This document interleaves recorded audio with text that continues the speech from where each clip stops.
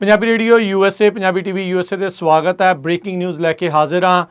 Brazil ਮੁਲਕ ਤੋਂ ਆ ਰਹੀ ਆ। ਉੱਥੇ ਦਾ ਇੱਕ ਜਹਾਜ਼ ਅਚਨਚੇਤੇ ਚੱਲਦਾ ਸਿੱਧਾ ਦੁਰਘਟਨਾਗ੍ਰਸਤ ਹੋ ਗਿਆ ਆ।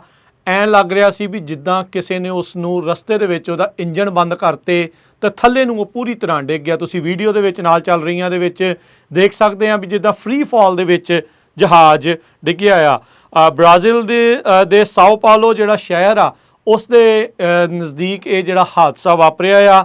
70 ਜਾਣਿਆਂ ਦੇ ਮਾਰੇ ਜਾਣ ਦੀ ਖਬਰ ਜਿਹੜੀ ਉਹ ਦੱਸੀ ਜਾ ਰਹੀ ਆ।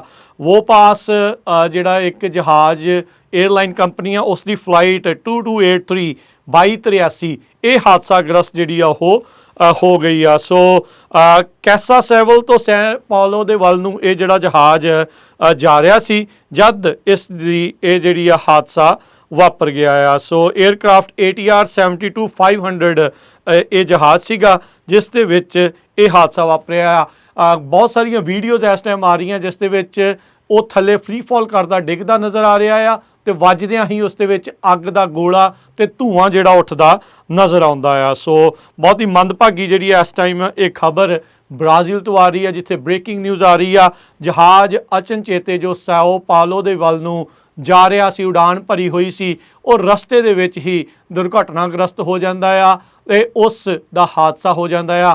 ਸਾਰੀਆਂ ਸਵਾਰੀਆਂ ਦੇ ਮਾਰੇ ਜਾਣ ਦਾ ਖਦਸ਼ਾ ਜਿਹੜਾ ਆ ਉਹ ਪ੍ਰਗਟਾਇਆ ਜਾ ਰਿਹਾ ਆ। ਕਈ ਨਿਊਜ਼ ਏਜੰਸੀਜ਼ 70 ਕਈ ਜਾਣੇ 63 ਤੋਂ ਵੱਧ ਜਿਹੜੀਆਂ ਮੌਤਾਂ ਆ ਉਹ ਦੱਸ ਰਹੇ ਨੇ। ਅਜੇ ਕੀ ਕਾਰਨ ਹੋਏ ਇਸ ਦੀ ਜਾਂਚ ਹੋਵੇਗੀ। ਅਜੇ ਤਾਂ ਇੱਦਾਂ ਆ ਵੀ ਸ਼ਾਇਦ ਅਜੇ ਰਾਹਤ ਕਾਰਜ ਵਾਲੇ ਵੀ ਉੱਥੇ ਪੂਰੀ ਤਰ੍ਹਾਂ ਜਿਹੜੇ ਉਹ ਨਹੀਂ ਪਹੁੰਚ ਸਕੇ ਹੋਣਗੇ। ਪਰ ਬ੍ਰੇਕਿੰਗ ਨਿਊਜ਼ ਆ ਰਹੀ ਆ ਬ੍ਰਾਜ਼ੀਲ ਮੁਲਕ ਤੋਂ ਜਿੱਥੇ ਸਾਓ ਪਾਉਲੋ ਨੂੰ ਜਾਂਦਾ ਹੋਇਆ ਜਹਾਜ਼ ਦੁਰਘਟਨਾਗ੍ਰਸਤ ਹੁੰਦਾ ਆ ਤੇ ਸਾਰੇ ਦੇ ਸਾਰੇ ਸਵਾਰੀਆਂ ਦੇ ਮਾਰੇ ਜਾਣ ਦੀ ਖਦਸ਼ਾ ਆ ਤੇ ਜਹਾਜ਼ ਬਿਲਕੁਲ ਜਿੱਦਾਂ ਰੋੜਾ ਸੁੱਟ ਦਈਦਾ ਆ ਬਿਲਕੁਲ ਉਸੇ ਤਰੀਕੇ ਦੇ ਨਾਲ ਸਿੱਧੇ ਦਾ ਸਿੱਧਾ ਹੀ ਥੱਲੇ ਨੂੰ ਆਣ ਪੈਂਦਾ ਆ।